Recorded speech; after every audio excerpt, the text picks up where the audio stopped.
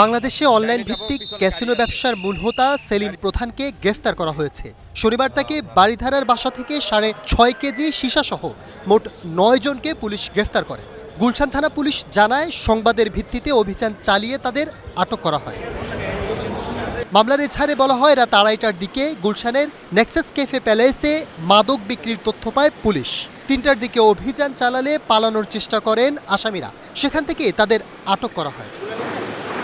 এই ক্যাফে ঘিরে ছিল গভীর রহস্য।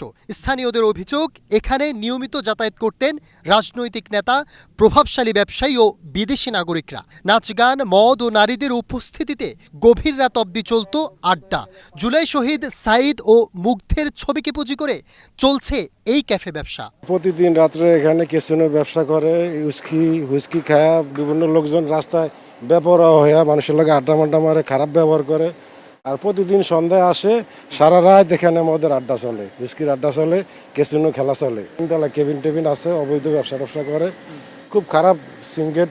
এটা আবাসিক এলাকায়, এটা চলার কথা না, এটা কিন্তু অবৈধভাবে চালাইতে আছে, দীর্ঘদিন ধরে চালাইতেছে। এতে আশেপাশে যারা আবাসিক প্রকল্প লোকজন আছে, খুব সবাই বিরক্ত এটা নিয়ে। গ্রেফতার পরবর্তী গুলশানে এই ক্যাফের অবস্থা জানতে স্টার নিউজ সরাসরি গেলে সেখানকার কর্মী ও ম্যানেজার ফুটেজ ধারণে বাধা দেন। এদিকে গ্রেফতারের পর আসামিদের আদালতে হাজির করে কারাগারে আটক রাখার আবেদন করেন মামলার তদন্ত কর্মকর্তা গুলশান থানার উপপরিদর্শক মোহাম্মদ হাবিবুর রহমান। আবেদনের পরিপ্রেক্ষিতে বিচারক তাদের কারাগারে পাঠানোর আদেশ দেন।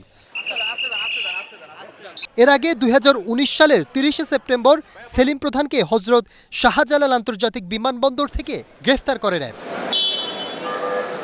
শাহাদাত হোসাইন, স্টার নিউজ, ঢাকা।